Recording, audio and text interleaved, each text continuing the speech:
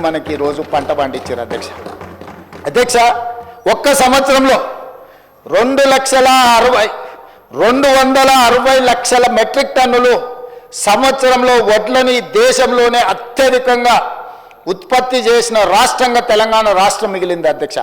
ఆనాడు ఎవరు కష్టపడి ఏ రైతు రాత్రి పగళ్ళు కష్టపడి పండించిన వడ్లను చూపించి ఏడ పండినా, అది సూర్యాపేటలో పండినా, అది నిజామాబాద్లో పండినా, అది కరీంనగర్లో పండినా, అది మెదక్లో పండినా, ఈ కాళేశ్వరం నీళ్లతోనే ఈ పంట పండిందని ఆనాడు కాళేశ్వరం కథలుగా మనకు చెప్పింది అధ్యక్ష. కానీ కాళేశ్వరం కట్టడం కూలడం 3 ఏళ్లలో అయిపోయింది అధ్యక్ష. 1,00,000 కోట్లు ఆవిరైపోయినాయి.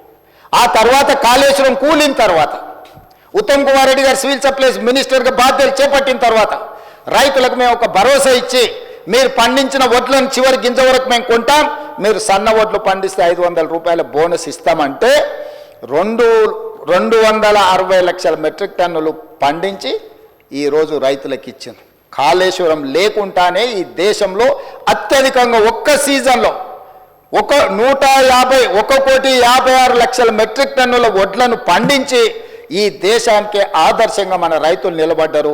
వాటన్నిటిని కొనుగోలు చేసి 3 రోజుల్లోనే రైతులకు ఈరోజు మేము వాళ్ళ నగదు వాళ్ళ ఖాతాలలోకి బదిలీ చేసాం.